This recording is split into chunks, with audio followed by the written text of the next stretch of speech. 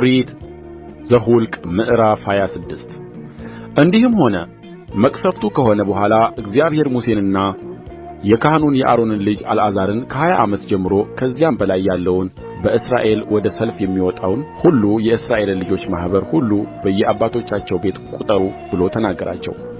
ሙሴና ካህኑ አልዓዛር በዮርዳኖስ አጠገብ በኢያሪኮ ፊት ለፊት በሞዓብ ሜዳ ላይ እግዚአብሔር ሙሴን ከግብፅ ምድር ያወጡትን የእስራኤልን ልጆች እንዳዘዛቸው ከ20 ዓመት ጀምሮ ከዚያም በላይ ያለውን ሕዝቡን ቍጠሩ ብለው ተናገሩአቸው። የእስራኤል በኵር ሮቤል የሮቤል ልጆች ከሄኖኅ የሄኖኀውያን ወገን፣ ከፈሉስ የፈሉሳውያን ወገን፣ ከአስሮን የአስሮናውያን ወገን፣ ከከርሚ የከርሚያውያን ወገን እነዚህ የሮቤላውያን ወገኖች ናቸው። ከእነርሱም የተቈጠሩት 43730 ነበሩ። የፈሉስም ልጆች ኤልያብ የኤልያብም ልጆች ነሙኤል፣ ዳታን፣ አቤሮን። እነዚህ ዳታንና አቤሮን ከማኅበሩ የተመረጡ ነበሩ። ከቆሬ ወገን ጋር በእግዚአብሔር ላይ ባመፁ ጊዜ ሙሴንና አሮንን ተጣሉ። ያም ወገን በሞተ ጊዜ ምድሪቱም አፍዋን ከፍታ ከቆሬ ጋር ዋጠቻቸው። በዚያም ጊዜ እሳቲቱ 250ውን ሰዎች አቃጠለቻቸው፣ እነርሱም ለምልክት ሆኑ። የቆሬ ልጆች ግን አልሞቱም። የስምዖን ልጆች በየወገናቸው ከነሙኤል የነሙኤላውያን ወገን፣ ከያሚን የያሚናውያን ወገን፣ ከያኪን የያኪናውያን ወገን፣ ከዛራ የዛራውያን ወገን፣ ከሳኡል የሳኡላውያን ወገን እነዚህ የስምዖናውያን ወገኖች ናቸው። 22200 ነበሩ።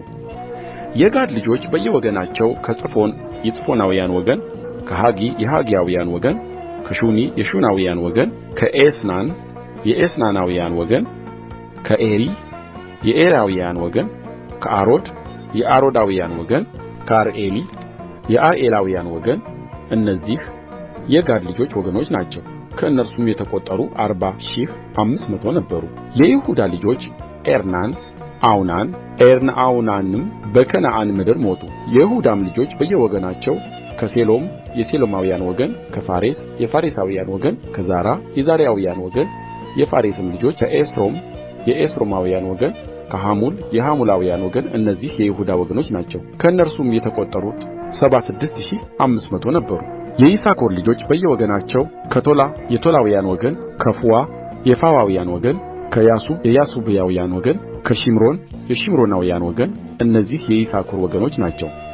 ከእነርሱም የተቈጠሩት 64,300 ነበሩ። የዛብሎን ወገኖች በየወገናቸው ከሴሬድ የሴሬዳውያን ወገን፣ ከኤሎን የኤሎናውያን ወገን፣ ከያሕልኤል የያሕልኤላውያን ወገን እነዚህ የዛብሎናውያን ወገኖች ናቸው። ከእነርሱም የተቈጠሩት 60,500 ነበሩ። የዮሴፍ ልጆች በየወገናቸው ምናሴና ኤፍሬም። የምናሴ ልጆች ከማኪር የማኪራውያን ወገን፣ ማኪርም ገለዓድን ወለደ። ከገለዓድ የገለዳውያን ወገን። የገለዓድ ልጆች እነዚህ ናቸው። ከኢዔዝር የኢዔዝራውያን ወገን፣ ከኬሌግ የኬሌጋውያን ወገን፣ ከአሥሪኤል የአሥሪኤላውያን ወገን፣ ከሴኬም የሴኬማውያን ወገን፣ ከሸሚዳ የሸሚዳውያን ወገን፣ ከኦፌር የኦፌራውያን ወገን። የኦፌርም ልጅ ሰለጰዓድ ሴቶች ልጆች እንጂ ወንዶች ልጆች አልነበሩትም። የሰለጰዓድም የሴቶች ልጆቹ ስም ማህለህ፣ ኑዓ፣ ኤግላ፣ ሚልካ፣ ቲርጻ ነበር። እነዚህ የምናሴ ወገኖች ናቸው። ከእነርሱም የተቈጠሩት 52,700 ነበሩ።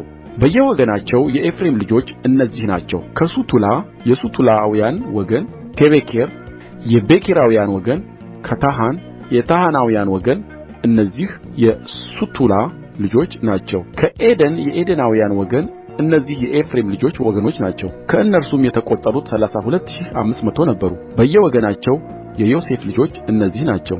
የብንያም ልጆች በየወገናቸው የቤላውያን ወገን፣ ከአስቤል የአስቤላውያን ወገን፣ ከአኪራን የአኪራውያን ወገን፣ ከሶፋን የሶፋናውያን ወገን፣ ከሑፋም የሑፋማውያን ወገን። የቤላም ልጆች አርድና ናዕማን።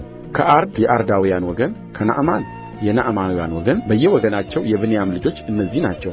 ከእነርሱም የተቈጠሩት 45,600 ነበሩ። በየወገናቸው የዳን ልጆች እነዚህ ናቸው። ከሰምዔ የሰምዔያውያን ወገን በየወገናቸው የዳን ወገኖች እነዚህ ናቸው። የሰምዔያውያን ወገኖች ሁሉ ከእነርሱ እንደ ተቈጠሩ 64400 ነበሩ። የአሴር ልጆች በየወገናቸው ከዮምና የዮምናውያን ወገን፣ ከዩሳዋ የዩሳዋውያን ወገን፣ ከበሪዓ የበሪዓዋውያን ወገን፣ ከበሪዓ ልጆች ከሔቤር ከሔብራውያን ወገን፣ ከመልኪኤል የመልኪኤላውያን ወገን። የአሴርም የሴት ልጁ ስም ሴራህ ነበር። እነዚህ የአሴር ልጆች ወገኖች ናቸው። ከእነርሱም የተቈጠሩት 53400 ነበሩ። የንፍታሌም ልጆች በየወገናቸው ከያሕጽኤል የያሕጽኤላውያን ወገን፣ ከጉኒ የጉኒያውያን ወገን፣ ከዮጽር የዮጽራውያን ወገን፣ ከሺሌም የሼሌማውያን ወገን በየወገናቸው የንፍታሌም ወገኖች እነዚህ ናቸው። ከእነርሱም የተቈጠሩ 45400 ነበሩ።